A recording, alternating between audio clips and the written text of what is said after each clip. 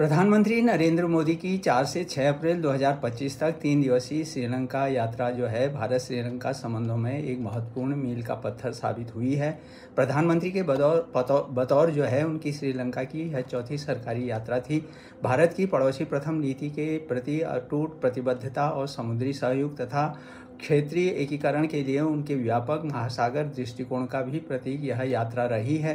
श्रीलंका अभी भी 2022 की आर्थिक संकट के झटकों से उबरने की कोशिश कर रहा है, इसलिए क्षेत्रीय एकता का मजबूत संदेश देते हुए भारत ने जो है श्रीलंका के पूर्वी प्रांतों में विकास परियोजनाओं के लिए 2.4 अरब श्रीलंकाई रुपये की नई अनुदान सहायता की घोषणा की है।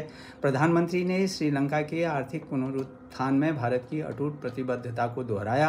प्रधानमंत्री मोदी ने श्रीलंकाई राष्ट्रपति अनुराग कुमारा दिसानायके के साथ संयुक्त बयान में कहा है कि भारत ने 10 करोड़ अमेरिकी डॉलर के ऋण को अनुदान में परिवर्तित कर दिया है और भारत श्रीलंका द्विपक्षीय ऋण पुनर्गठन समझौता श्रीलंकाई जनता को तत्काल राहत और सहायता प्रदान करेगा।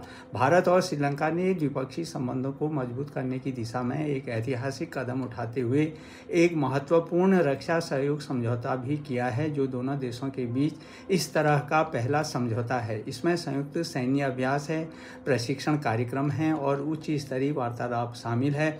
यह पहल लगभग 40 वर्षों के बाद सामने आई है, जब भारतीय शांति सेना इंडियन पीस कीपिंग फोर्स को श्रीलंका में गृह युद्ध के दौरान तैनात किया गया था। वैसे भारत पहले से ही हर साल लगभग 750 श्रीलंकाई सैन्य कर्मियों को विशेष प्रशिक्षण देता आ रहा है और दोनों देश नियमित रूप से संयुक्त अभ्यासों में भाग लेते रहे हैं।